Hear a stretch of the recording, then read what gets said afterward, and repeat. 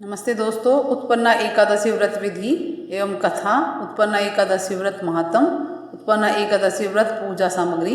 दोस्तों, उत्पन्ना एकादशी का व्रत मार्गशीर्ष के कृष्ण पक्ष की एकादशी को किया जाता है। यह व्रत इस बार 3 दिसंबर 2018 सोमवार को है। इस दिन एकादशी माता का जन्म हुआ था, इसलिए यह उत्पन्ना एकादशी कहलाती है। उत्पन्ना एकादशी व्रत का महात्म: इस एकादशी के व्रत को करने से मनुष्य के भूत और भविष्य के पापों का नाश हो जाता है। इस व्रत के सेवन से सभी तीर्थों के समान फल प्राप्त होता है। व्यतिपात योग संक्रांति में तथा चंद्र सूर्य ग्रहण में दान देने और कुरुक्षेत्र में स्नान करने से जो पुण्य मिलता है, उसी के समान पुण्य मनुष्य को इस एकादशी के व्रत से मिलता है। इस एकादशी व्रत के करने से हजारों यज्ञ के समान फल प्राप्त होता है। उत्पन्ना एकादशी व्रत पूजा सामग्री: श्री विष्णु जी की मूर्ति या तस्वीर, वस्त्र लाल या पीला, पुष्प पीले, पुष्पमाला पीली, नारियल, सुपारी, अन्य ऋतु फल, ज़्यादातर पीले फल लेने की कोशिश करें, धूप, दीप, घी, पंचामृत जिसमें कच्चा दूध होता है, दही होता है, शहद होता है, शक्कर होती है, घी, इनको मिला के पंचामृत बनता है, तुलसी दल, चंदन, कलश। उत्पन्ना एकादशी व्रत विधि: दशमी तिथि को सात्विक भोजन ग्रहण करें, ब्रह्मचर्य का पालन करें। एकादशी के दिन प्रातःकाल उठकर नित्य कर्म करके स्नान करें, स्वच्छ वस्त्र धारण करें, पूजा गृह को शुद्ध कर लें, आसन पर बैठ जाएं, गंध, पुष्प, धूप और सुंदर वस्त्र से विधि पूर्वक श्री हरि का पूजन करें। पटरा चौकी बिछा लें, उस पर वस्त्र बिछा लें, तस्वीर है तो वो रख लें, मूर्ति है तो वो रख लें, जल से भरा कलश रख लें, कलश में पुष्प डाल लें, उससे भगवान को स्नान कराएं छींटे लगाकर। अगर मूर्ति है तो पंचामृत से स्नान करा लें, अन्यथा ऐसे ही दिखा लें। फिर दोबारा पुष्प से छींटे मार के शुद्ध स्नान करा दें। भगवान को वस्त्र अर्पित करें, वस्त्र नहीं है तो मोली चढ़ा सकते हैं, तिलक लगाएं चंदन से, पुष्प चढ़ाएं, पुष्पमाला चढ़ाएं, ऋतुफल चढ़ाएं, मिष्टान है तो वो चढ़ाएं, धूप दीप दिखाएं, तुलसी दल चढ़ाएं, नारियल सुपारी चढ़ा दें। उत्पन्ना एकादशी व्रत की कथा सुने अथवा सुनाएं, आरती करें, उपस्थित लोगों को प्रसाद वितरण करें, रात्रि जागरण के साथ भजन कीर्तन करें। द्वादशी के दिन प्रातः काल उठकर स्नान करें, विष्णु भगवान की पूजा करें, ब्राह्मणों को भोजन कराएं, उसके उपरांत स्वयं भोजन ग्रहण करें। उत्पन्ना एकादशी व्रत कथा प्रारंभ। बोलो विष्णु भगवान की जय। प्राचीन समय की बात है, सतयुग में मुर नामक दानव रहता था। वह बड़ा ही अत्यंत रौद्र तथा संपूर्ण देवताओं के लिए भयंकर था। उस काल रूपधारी दुरात्मा दुराचार महाअसुर ने इंद्र को भी जीत लिया था। संपूर्ण देवता उससे परास्त होकर स्वर्ग से निकाले जा चुके थे और सांकित तथा भयभीत होकर पृथ्वी पर विचरा करते थे। एक दिन सब देवता महादेव जी के पास गए। वहाँ इंद्र ने भगवान शिव के आगे सारा हाल कह सुनाया।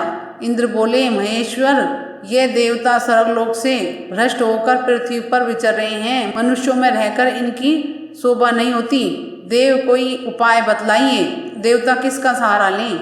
महादेव जी ने कहा, देवता जहाँ सबको शरण देने वाले हैं, सबकी रक्षा में तत्पर रहने वाले जगत के स्वामी भगवान गरुड़ ध्वज विराजमान है, वहाँ जाओ, वह तुम लोगों की रक्षा करेंगे। भगवान महादेव के वचन सुनकर परम बुद्धिमान देवराज इंद्र संपूर्ण देवताओं के साथ वहाँ गए, जहाँ भगवान गदाधर क्षीर सागर के जल में सो रहे थे। उनका दर्शन करके इंद्र ने हाथ जोड़कर स्तुति आरंभ की। इंद्र बोले, देव देवेश्वर, आपको नमस्कार है। देवता और दानव दोनों ही आपकी वंदना करते हैं। पुंडरीकाक्ष, आप दैत्यों के शत्रु हैं। मधुसूदन, हम लोगों की रक्षा कीजिए। जगन्नाथ, संपूर्ण देवता मुर नामक दैत्य से भयभीत होकर आपकी शरण में आए हैं। भक्त वत्सल, हमें बचाइए। देवेश्वर, हमें बचाइए।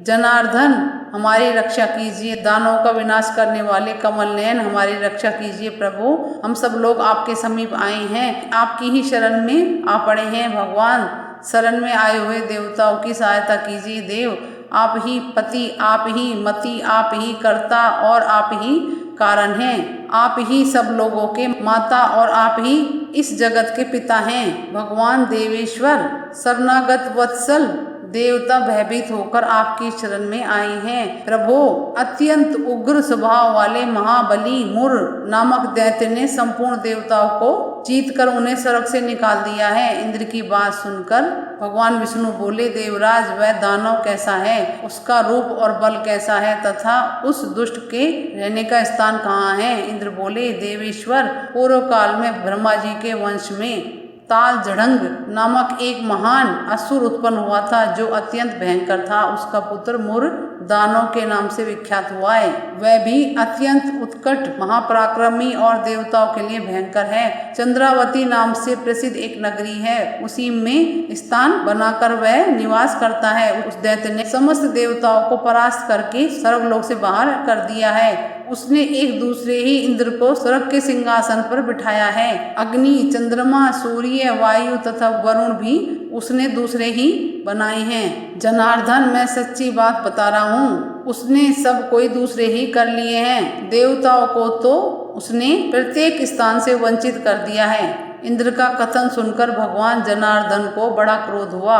वह देवताओं को साथ लेकर चंद्रावतीपुरी में गई। देवताओं ने देखा दैत्यराज बारंबार गर्जना कर रहा है। उससे परास्त होकर संपूर्ण देवता दसों दिशाओं में भाग गए। अब वह दानव भगवान विष्णु को देखकर बोला, खड़ा रहे, खड़ा रहे। उसकी ललकार सुनकर भगवान के नेत्र क्रोध से लाल हो गए। वह बोले, अरे दुराचारी दानव, मेरी इन भुजाओं को देख।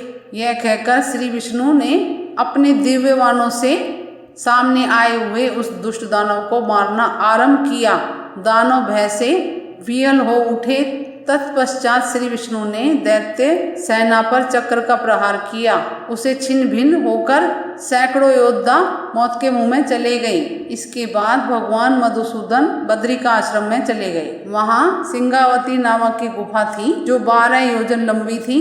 उस गुफा में एक ही दरवाजा था। भगवान विष्णु उसी में सो गए। दानव मूर भगवान को मार डालने के प्रयत्न में लगा रहा। वह उनके पीछे लगा रहा। वहां पहुंचकर उसने भी उसी गुफा में प्रवेश किया। वहां भगवान को सोते देख उसे बड़ा हर्ष हुआ। उसने सोचा, यह दानवों को भय देने वाला देवता है, अतः निसंदेह इसे मार डालूंगा। दानव के इस प्रकार विचार करते ही भगवान विष्णु के शरीर से एक कन्या प्रकट हुई जो बड़ी ही रूपवती, सौभाग्यशालिनी तथा दिव्य अस्त्र शस्त्रों से युक्त थी। वह भगवान के तेज के अंश से उत्पन्न हुई थी। उसका बल और पराक्रम महान था। दानव राज मुर ने उस कन्या को देखा। कन्या ने युद्ध का विचार करके दानव के साथ युद्ध की याचना की। युद्ध छिड़ गया। कन्या इस प्रकार की युद्ध कला में निपुण थी। वह मुर नामक महान असुर हुकार मात्र से ही राख का ढेर हो गया। दानव के मारे जाने पर भगवान जाग उठे। उन्होंने दानव को धरती पर पड़ा देखकर पूछा, मेरा यह शत्रु अत्यंत उग्र और भयंकर था, किसने इसका वध किया? कन्या बोली, स्वामी, आपके ही प्रसाद से मैंने इस दैत्य का वध किया है। श्री भगवान ने कहा, कल्याणी, तुम्हारे इस क्रम से तीनों लोगों के मुनि और देव आनंदित हुए हैं। अतः तुम्हारे मन में जैसी रुचि हो उसके अनुसार मुझसे कोई वर मांगो। देव दुर्लभ होने पर भी वह वर मैं तुम्हें दूंगा, इसमें तनिक भी संदेह नहीं है। वह कन्या साक्षात एकादशी थी। उसने कहा, प्रभु, यदि आप प्रसन्न हैं तो मैं आपकी कृपा से सब तीर्थों में प्रधान, समस्त विघ्नों का नाश करने वाली तथा सब प्रकार की सिद्धि देने वाली देवी हूँ। जनार्दन, जो लोग आप में भक्ति रखते हुए मेरे दिन को उपवास करेंगे उन्हें सब प्रकार की सिद्धि प्राप्त होंगी। माधव, जो लोग उपवास, नक्त अथवा एक भुक्त करके मेरा व्रत का पालन करेंगे उन्हें आप धन, धर्म और मोक्ष प्रदान कीजिए। श्री विष्णु बोले, कल्याणी, तुम जो कुछ कहती हो वह सब पूर्ण होगा। ऐसा वर पाकर महाव्रत एकादशी बहुत प्रसन्न हुई। एकादशी एक देवी थी जिनका जन्म भगवान विष्णु से हुआ था। एकादशी मार्गशीर्ष मास के कृष्ण पक्ष को प्रकट हुई थी, जिसके कारण इस एकादशी का नाम उत्पन्ना एकादशी हुआ। इसी दिन से ही एकादशी व्रत करना शुरू हुआ था। इसके फल से मोक्ष की प्राप्ति होती है, सभी मनोरथ पूर्ण होते हैं। इसलिए दसवीं तिथि कोई रात्रि को भोजन करने के बाद दांतों को अच्छी तरह साफ कर लें, उसके बाद कुछ नहीं खाएं, साफ सुथरे हो जाएं उसी दिन। फिर अगले दिन उठकर उत्पन्ना एकादशी सुबह उठकर स्नान करके संकल्प करें। उत्पन्ना एकादशी के दिन कुछ भी नहीं खाएं। अगर नीर आ जाता तो फ्रूट खा सकते हैं और पानी पी सकते हैं। व्रती को इस दिन तन मन से पूरा दिन भजन कीर्तन में बिताना चाहिए। संध्या में दीपदान अवश्य करें, इसके पश्चात आप फलाहार ग्रहण कर सकते हैं। इसके बाद अगले दिन सुबह भगवान कृष्ण की, भगवान विष्णु की पूजा करके ब्राह्मणों को भोजन करवा के कुछ खाना चाहिए, दान पुण्य करके। उत्पन्ना एकादशी व्रत में विशेष तौर पर इस बात का ध्यान रखें, व्रत करने वाला जातक को किसी बुरी संगत में संपर्क में नहीं रहना चाहिए, गृह क्लेश नहीं होना चाहिए, अपशब्द नहीं बोलें, शराब मदिरा से दूर रहें, किसी की निंदा नहीं करें। साथ ही साथ व्रती को अपने पापों के लिए भगवान विष्णु से याचना करनी चाहिए। उत्पन्ना एकादशी के दिन जो मनुष्य पूरे विधि विधान के साथ व्रत को करता है, पूजा करता है, उसे सभी तीर्थों का फल प्राप्त होता है। जो भक्त एकादशी व्रत रखेगा वह पापों से मुक्त हो जाएगा। ऐसी मान्यता है कि उत्पन्ना एकादशी के व्रत को मोक्ष प्राप्ति का व्रत माना गया है और इस दिन चावल भूल कर भी नहीं खाएं, ना घर में बनाएं। उत्पन्ना एकादशी का शुभ मुहूर्त। उत्पन्ना एकादशी तिथि प्रारंभ 2 दिसंबर 2018 दोपहर 2 बजे से, एकादशी तिथि समाप्त 3 दिसंबर 2018 12:59 बजे तक।